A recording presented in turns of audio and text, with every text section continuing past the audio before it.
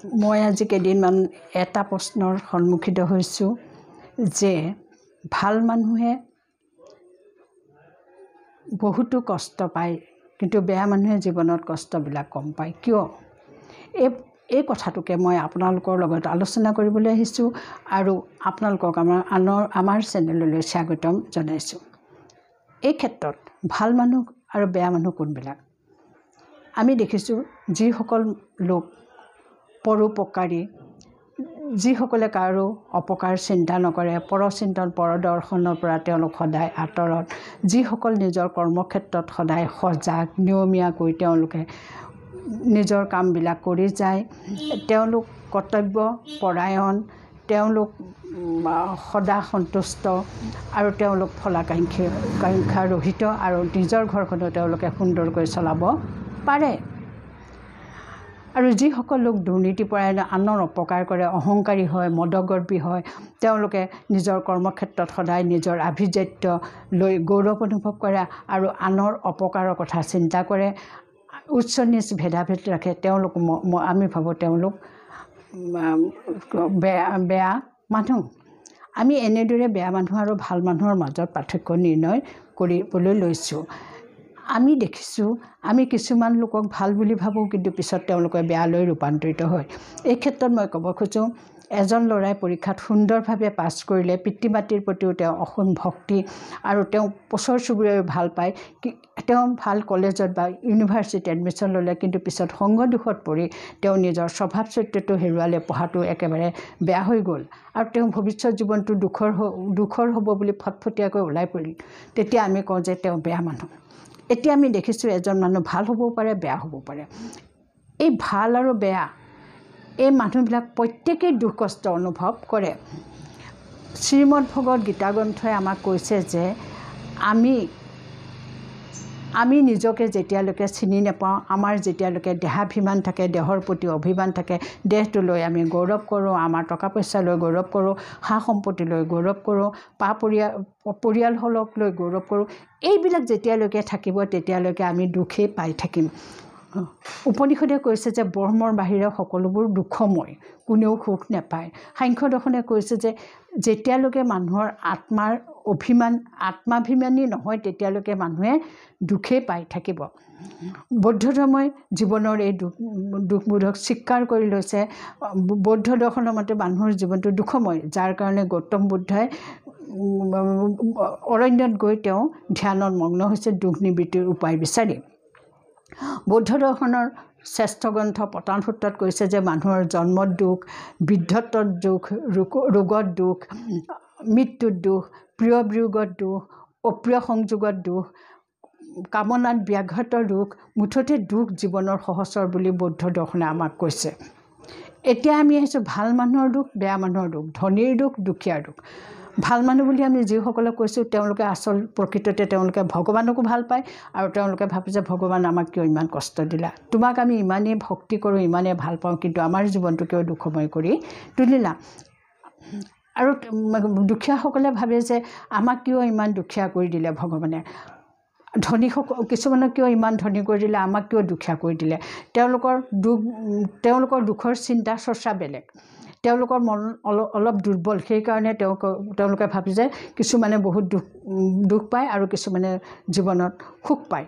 এই সুখ দুখৰ ভাৱনাবিলাক তেওঁলোকৰ মনত নিজৰ উপলব্ধিৰ ফল। ধনীসকলে দুখ পালেও তেওঁলোকৰ অজস্ৰ টকা পইচা থাকে, ধন সম্পত্তি থাকে আৰু তেওঁলোকে সমাজত ষ্টেটাছ থাকে, তেওঁলোকে দুখবিলাক সাধাৰণতে লুকাই থাকে, তেওঁলোকে এইবোৰ মানুহৰ আগত প্ৰকাশ নকৰে। সাধাৰণতে আমি দেখিছোঁ কিছুমান লোকে কৰ্মক্ষেত্ৰত বা বিভিন্ন ক্ষেত্ৰত দুৰ্নীতি কৰে, শাস্তি পায় আৰু পিছত অনুতাপ কৰে, তেওঁলোকেও দুখ পায়। আৰু সেইদৰে আমি জানো দুখ সুখ হ'ল উপলব্ধিৰ বস্তু বা উপলব্ধিৰ কথা।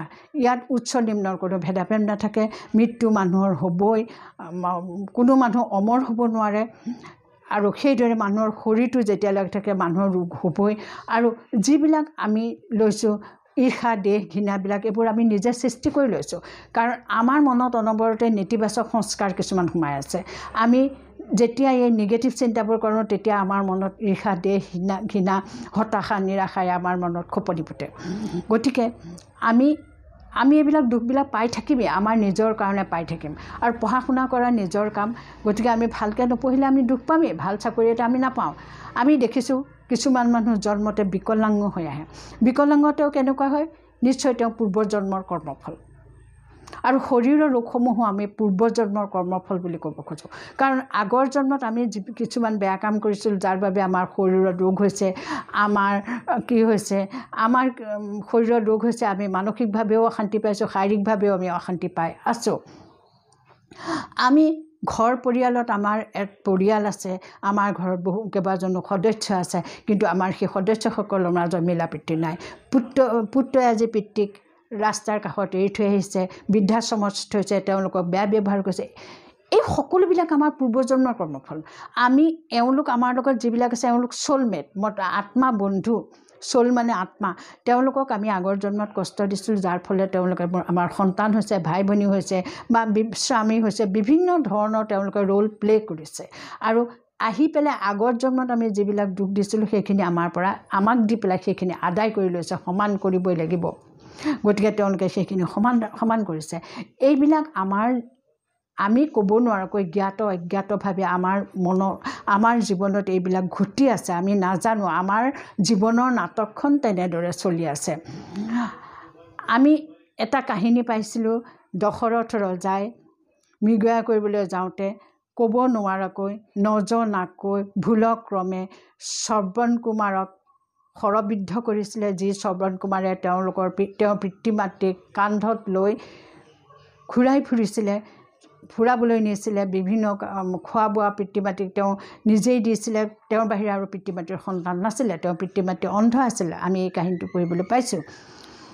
দশৰথ ৰজাই তেওঁৰ পিতৃ মাতৃক যেতিয়া শ্ৰৱণ কুমাৰক হত্যা কৰাৰ পিছত তেওঁ পিতৃ মাতৃয়ে দশৰথ ৰজাক অভিশাপ দিছিলে, আমাক যেনেকৈ পুত্ৰৰ শোকত আপুনি আমাক মৃত্যুবৰণ কৰালে বা আমাৰ মৃত্যু এতিয়াই হ'ব, কিন্তু তাৰ আগতে এষাৰ কথা কৈ যাওঁ, আমি আপোনাক অভিশাপ দিছোঁ, আমাৰ দৰে আপোনাৰো সন্তানৰ শোকত আপোনাৰ মৃত্যু হ'ব।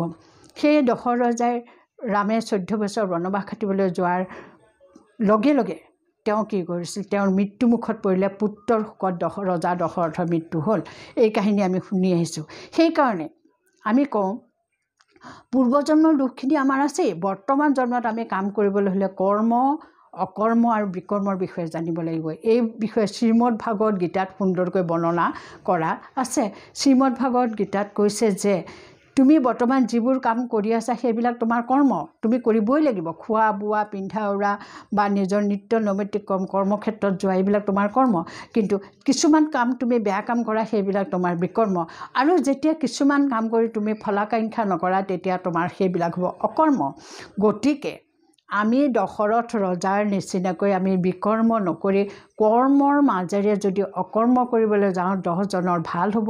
আমিও ফলাকাংক্ষা নকৰিলোঁ আৰু আমাৰ সেই ফলবিলাক আমালৈ আহিব আৰু আমাৰ জীৱনটো সুখৰ হৈ উঠিব। আমাৰ জীৱনটো আমি যদি বিচাৰ কৰি চাওঁ, এখন খোলা কিতাপ, সেই কিতাপখনত অসংখ্য পৃষ্ঠা আছে। সেই প্ৰতিটো পৃষ্ঠাত আমাৰ প্ৰতিটো জন্মৰ, যিহেতু আমি বহুতো জন্ম লৈ থৈছোঁ, কাৰণ ভাৰতীয় দৰ্শনে জন্মান্তৰবাদ বিশ্বাস কৰে, আমিও বিশ্বাস কৰোঁ। প্ৰতিটো জন্মৰ আমাৰ কৰ্ম অকৰ্মৰ কাহিনীবিলাক বা হিচাপবিলাক তাত আছে। সেই কিতাপখন আমাক এতিয়া সোঁৱৰাই আছে যে তুমি ভাল কাম কৰা, তুমি ভাল কাম কৰিলেহে ভাল কাম কৰি তুমি ভৱিষ্যতটো গঢ়া। সেইকাৰণে আমি আমাৰ কৰ্মবিলাক অকৰ্ম কৰিবলৈ চেষ্টা কৰিব লাগে। আৰু অতীতত আমাৰ যি হৈ গ'ল, আমি দুখ পালোঁ, এইটো জন্মত আগত আমি দুখ পাইছোঁ, এতিয়া আমি সেই অতীতটো আমি পাষ্ট আমি পাহৰি পেলাব লাগে। আমি বৰ্তমানটো বনাব লাগে, বৰ্তমানটোৱে আমাৰ ভৱিষ্যত গঢ়িব। এই পৃথিৱীখনত আমি যিবিলাক কাম কৰি আছোঁ, সেই কামবিলাক আমি ভাবিছোঁ চাওঁতা কোনো নাই, কিন্তু আছে। এজন ভগৱান আছে, গড আল্লাহ যিয়েই নহওক, ভগৱান ঈশ্বৰ নহওক, তেখেতে আমাক চাই আছে। তাৰোপৰি এই পৃথিৱীখনত এটা ডাঙৰ বস্তু আছে, সেইটো মোৰ ভিডিঅ'সমূহত কৈ গৈছোঁ যে সি হ'ল ল অফ এট্ৰেকশ্যন। আমি কৰ্ম কৰিবই লাগিব। আমি যদি ল অফ এট্ৰেকশ্যন নামানিলেও আমাৰ কৰ্ম কৰিব লাগিব। আৰু যেতিয়া আমাৰ কৰ্মৰ ফলাফলবোৰ বেয়া হৈ যাব, আমি বেয়া কৰ্ম কৰিবলৈ কওঁ, তাত লিপিবদ্ধ হৈ যাব যে আমি কেনেকুৱা কৰ্ম কৰিছোঁ, তাৰ ফল আমি ভুগিবই লাগিব। আমি সুখ দুখবিলাক যদি এখন তৰ্জুৰ দুটা মূৰে এফালে সুখ এফালে দুখখিনি লওঁ আৰু মাজত তৰ্জুখন যদি শিক্ষক হিচাপে লওঁ, সেই শিক্ষক যদি আমাৰ শিক্ষা দি আছে, তুমি পঢ়ি সেইখিনি গ্ৰহণ কৰি তুমি তোমাৰ লক্ষ্যত উপনীত হোৱা। আমাক তৰ্জুৰখনে শিক্ষা দি আছে, শিক্ষকজনে শিক্ষা দি আছে, আমি সেইখিনি গ্ৰহণ কৰি ভালখিনি লৈ পেলাই আমি আমাৰ লক্ষ্যত উপনীত হ'ব পাৰিব লাগিব। এইখিনি আমাৰ বৰ্তমান জন্মৰ কথা, কিন্তু ভৱিষ্যত জন্ম আমি অতীতত কি কৰিলোঁ সেইখিনিতো আমি নাইকিয়া কৰিব নোৱাৰোঁ, কৰিম, কিন্তু আমি এনেকুৱা কাম কৰিব লাগিব যাতে আমি আমাৰ সেই কৰ্মভোগখিনি কমাব পাৰোঁ।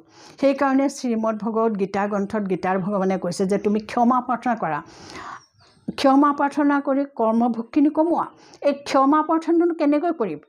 কম্পিউটাৰত যেনেকৈ কিছুমান কথা ইনষ্টল কৰি ৰখা হয়, তেনেদৰে ডাটাবিলাক ইনষ্টল কৰা হয়। আমাৰ মনৰ ভাৱনা, মনৰ চিন্তাধাৰা আমি মগজুত আমি ইনষ্টল কৰিলোঁ, আমি মগজুত ভৰাই ল'লোঁ, ভাল শুদ্ধ শক্তিশালী ভাৱনা ভৰাই ল'লোঁ আৰু সেইখিনি আমি আওৰাই থাকিলোঁ, অনুশীলন কৰি থাকিলোঁ। প্ৰত্যেক দিনে অনুশীলন কৰিয়ে থাকিলোঁ, আমি আওৰাই থাকিলোঁ। তেতিয়া আমাৰ মগজুৱে ধৰি ল'ব, মগজুত কিছুমান নিউৰন উৎপন্ন হয়, স্নায়ু উৎপন্ন হয়, সেই স্নায়ুখনে তৎক্ষণাত ধৰি লয় আৰু সেই তাৰ নিউৰনৰ স্নায়ু কোষবিলাক ইটোৰ পৰা সিটোলৈ সংযুক্ত হৈ আৰু কি কয় নিউৰনক অসমীয়াত স্নায়ু কয়, সেই স্নায়ু কোষবিলাকে গোটেই মগজুক বতৰা দি দিব।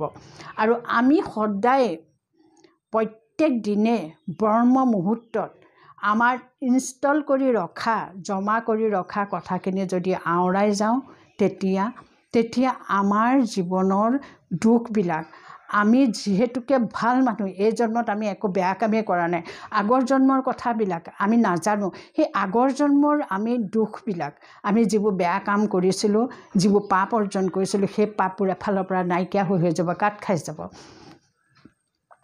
আৰু আমি ভাল মানুহ হৈ আমাৰ পাপবিলাক লাহে লাহে খণ্ডন কৰি থাকিম। এনেও আমি ভাল মানুহ, এই জন্মত আমি বেয়া কাম কৰা নাই, আমি ভাল মানুহ, আমি জীৱনত সুখী হ'ম, আমাৰ মনলৈ শান্তি আহিব। সেয়েহে মই আপোনালোকক কওঁ, ব্ৰহ্ম মুহূৰ্তত মই মোৰ মগজুত মোৰ মনৰ চিন্তাবিলাক, ভাৱনাবিলাক মগজুত সুমুৱাই দিছোঁ, প্ৰত্যেক দিনে ইনষ্টল কৰিছোঁ আৰু সেইখিনি মই আওৰাই গৈছোঁ যে আজিৰ দিনটোৰ কাৰণে মই পূৰ্বজন্মত বা বৰ্তমান জন্মত যিসকল লোকক দুখ দিছিলোঁ, কষ্ট দিছিলোঁ বা তেওঁলোকক অন্যায় কৰিছিলোঁ, মই তেওঁলোকৰ ওচৰত ক্ষমা মাগিছোঁ। সেইদৰে আজিৰ দিনটোৰ কাৰণে পূৰ্বজন্মত বা বৰ্তমান জন্মত যিসকল লোকে মোক জ্ঞাতভাৱে বা অজ্ঞাতভাৱে মোক দুখ দিছিলে, কষ্ট দিছিলে, তেওঁলোকক মই ক্ষমা কৰিছোঁ।